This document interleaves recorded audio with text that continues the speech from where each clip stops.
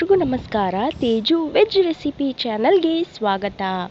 ಇವತ್ತು ನಾನು ನಿಮಗೆ ಮನೆಯಲ್ಲೇ ಈಸಿಯಾಗಿ ಈರುಳ್ಳಿ ಸಮೋಸ ಹೇಗೆ ಮಾಡೋದು ಅಂತ ತಿಳಿಸ್ಕೊಡ್ತಾ ಇದ್ದೀನಿ.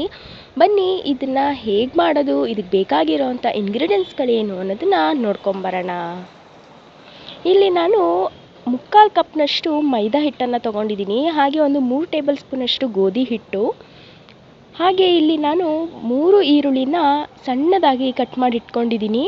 ಹಾಗೆ 2 ಹಸಿಮೆಣಸಿನ್ಕಾಯಿ, ಹಾಗೆ ಕೊತ್ತಂಬರಿ ಸೊಪ್ಪು, ಹಾಗೆ ಗರಂ ಮಸಾಲ, ಧನಿಯಾ ಪುಡಿ, ಅಚ್ಕಾರದ ಪುಡಿ, ಹಾಗೆ ರುಚಿಗೆ ತಕ್ಕಷ್ಟು ಉಪ್ಪು, ಹಾಗೆ ಕರಿಯಲು ಎಣ್ಣೆ.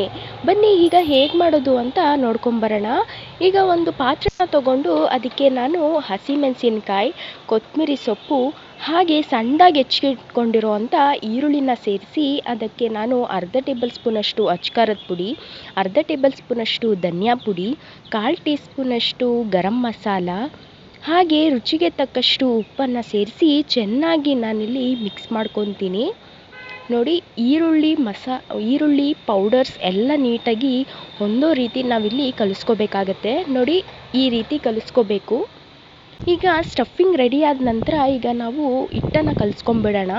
ಈಗ ನಾನೊಂದು ಪಾತ್ರೆನ ತಗೊಂಡು ಅದಕ್ಕೆ 3/4 ಕಪ್ನಷ್ಟು ಮೈದಾ ಹಿಟ್ಟು, ಹಾಗೆ 3 ಟೇಬಲ್ ಸ್ಪೂನಷ್ಟು ಗೋಧಿ ಹಿಟ್ಟು, ಹಾಗೆ ರುಚಿಗೆ ತಕ್ಕಷ್ಟು ಉಪ್ಪನ್ನು ಸೇರಿಸಿ ಅದಕ್ಕೆ ಕಾಯಿಸ್ಕೊಂಡಿರುವಂಥ ಎಣ್ಣೆನ ಸೇರಿಸ್ಕೊಂಡು ಚೆನ್ನಾಗಿ ನಾನಿಲ್ಲಿ ಸ್ಪೂನಲ್ಲಿ 1 ಟೈಮ್ ಮಿಕ್ಸ್ ಮಾಡ್ಕೊತೀನಿ.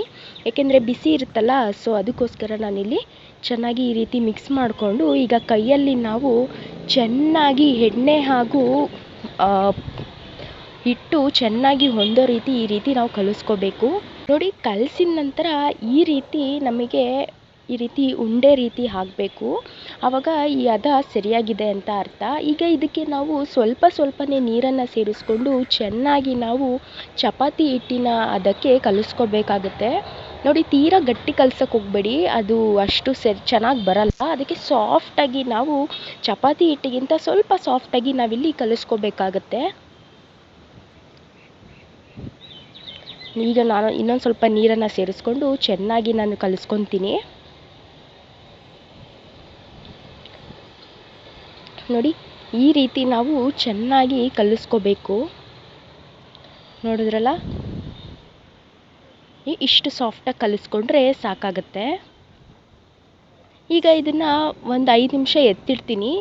ಈಗ ಅಷ್ಟರಲ್ಲಿ ನಾವು ಅಂಟಿಸೋದಕ್ಕೆ, ಈಗ ನಾವು ಸಮೋಸ ಅಂಟಿಸೋದಕ್ಕೋಸ್ಕರ ನಾನಿಲ್ಲಿ ಗಮ್ ರೀತಿ ಮೈದಾ ಹಿಟ್ಟಿನಲ್ಲಿ ತಯಾರು ಮಾಡ್ಕೋತಾ ಇದ್ದೀನಿ. ಒಂದು ಬಟ್ಲಿಗೆ ನಾನಿಲ್ಲಿ 1 ಟೇಬಲ್ ಸ್ಪೂನಷ್ಟು ಮೈದಾ ಹಿಟ್ಟನ್ನು ಸೇರಿಸ್ಕೊಂಡು ಅದಕ್ಕೆ ನೀರನ್ನು ಸೇರಿಸಿ ಚೆನ್ನಾಗಿ ನಾನಿಲ್ಲಿ ಗಮ್ ರೀತಿ ಕಲಿಸ್ಕೊತೀನಿ. ನೋಡಿ, ಇಷ್ಟು ಗಟ್ಟಿಯಾಗಿ ನಾವು ಕಲಿಸ್ಕೋಬೇಕಾಗತ್ತೆ.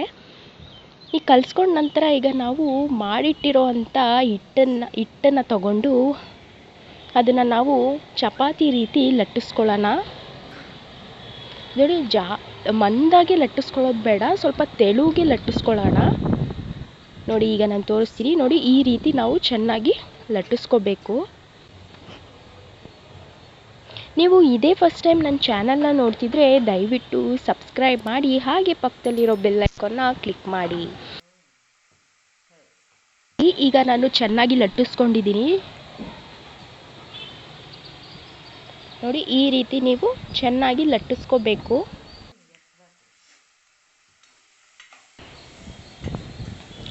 ಈಗ ನಾನೊಂದು ಸ್ಟವ್ ಮೇಲೆ ಒಂದು ತವನ ಇಟ್ಟು ಅದು ಬಿಸಿಯಾದ ನಂತರ ಈಗ ನಾನು ಇದಕ್ಕೆ ಲಟ್ಟಿಸ್ಕೊಂಡಿರುವಂಥ ಚಪಾತಿನ ಸೇರಿಸಿ ಚೆನ್ನಾಗಿ ನಾನು ಎರಡೂ ಕಡೆ ಬೇಯಿಸ್ಕೊತೀನಿ. ನೋಡಿ, ಜಾಸ್ತಿ ಬೇಯಿಸೋಕೆ ಹೋಗ್ಬಿಡಿ, ಸ್ವಲ್ಪ ವೈಟ್ ಆದರೆ ಸಾಕು. ನೋಡಿ, ಇಷ್ಟು ವೈಟ್ ಆದರೆ ಸಾಕು.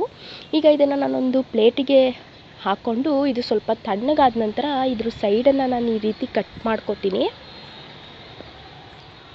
ಈಗ ಸೈಡ್ ನೀವು ಕಟ್ ಮಾಡ್ಕೊಂಡಿದ್ದೀರಲ್ಲ, ಅದು ಏನು ವೇಸ್ಟ್ ಏನಾಗಲ್ಲ. ಅದನ್ನು ನೀವು ಎಣ್ಣೆಗೆ ಹಾಕ್ಬಿಟ್ಟು ನೀವು ಫ್ರೈ ಮಾಡಿ ತಿಂದರೆ ತುಂಬಾ ರುಚಿಯಾಗಿರುತ್ತೆ ಅದು ಕೂಡ. ನೋಡಿ, ಈ ರೀತಿ ನಾನು 3 ಭಾಗ ಕಟ್ ಮಾಡ್ಕೊತಾ ಇದ್ದೀನಿ. ಈಗ ಇದನ್ನು ನಾವು ಈ ರೀತಿ ತ್ರಿಕೋನ ಶೇಪಲ್ಲಿ ನಾವು ಮಾಡ್ಕೋಬೇಕಾಗತ್ತೆ. ನಿಮಗೆ ಈ ತ್ರಿಕೋನ ಶೇಪ್ ಮಾಡೋ ಸ್ವಲ್ಪ ಕಷ್ಟ ಆಯಿತು ಅಂತ ಅನಿಸಿದ್ರೆ ಈಗ ನೀವು ಈ ಚಿರುಮುರಿ ಪ್ಯಾಕೆಟ್ ಕಟ್ತೀರಲ್ಲ, ಸೇಮ್ ಅದೇ ರೀತಿ ಇದನ್ನು ಮಾಡೋದು. ನೀವು ಆ ರೀತಿ ಟೆಕ್ನಿಕ್ ಯೂಸ್ ಮಾಡಿ ಮಾಡ್ಕೋಬೋದು. ಈಗ ಇದಕ್ಕೆ ನಾನು ಮಾಡಿಟ್ಕೊಂಡಿರೋ ಅಂತ ನಾನು ಆವಾಗಲೇ ಸ್ಟಫಿಂಗ್ ಮಾಡ್ಕೊಂಡಿದ್ನಲ್ಲ ಆ ಸ್ಟಫಿಂಗ್ನ ಇದರೊಳಗಡೆ ಸೇರಿಸಿ ಇದಕ್ಕೆ ನಾನು ಮೈದಾ ಹಿಟ್ಟು ಮತ್ತು ನೀರನ್ನು ಬೆರೆಸಿ ನಾನು ಗಮ್ ರೀತಿ ಮಾಡ್ಕೊಂಡಿದ್ನಲ್ಲ ಅದನ್ನು ಇದಕ್ಕೆ ಸವರಿ ಈ ರೀತಿ ನಾನು ಎಡ್ಜಸ್ ಎಲ್ಲ ಮುಚ್ಕೊಳ್ಳೋ ರೀತಿ ನಾನು ಈ ರೀತಿ ಅಂಟಿಸ್ಕೊತೀನಿ. ನೋಡ್ತಾ ಇದ್ದೀರಲ್ಲ, ಈ ರೀತಿ ನೀವು ಮಾಡ್ಕೋಬೇಕು.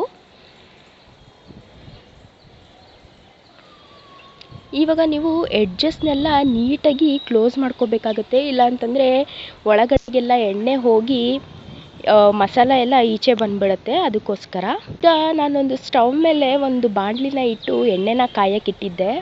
ಈಗ ಕಾದಿರೋ ಎಣ್ಣೆಗೆ ನಾವು ಮಾಡಿಟ್ಕೊಂಡಿರೋ ಅಂಥ ಸಮೋಸನ ಸೇರಿಸಿ ಇದಕ್ಕೆ ನಾವು ಆಗಲೇ ಕಟ್ ಮಾಡ್ಕೊಂಡಿದ್ವಲ್ಲ ಸೈಡ್ಸಸ್ ಎಡ್ಜಸ್ನ ನಾವು ಕಟ್ ಮಾಡ್ಕೊಂಡಿದ್ವಲ್ಲ ಅದನ್ನು ಏನಕ್ಕೆ ವೇಸ್ಟ್ ಮಾಡಬೇಕು ಅಂತ ನಾನು ಇದನ್ನು ಕೂಡ ಎಣ್ಣೆಗೆ ಸೇರಿಸ್ತಾ ಇದ್ದೀನಿ. ಅದು ತುಂಬಾ ರುಚಿಯಾಗಿರುತ್ತೆ ತಿನ್ನೋಕ್ಕೆ.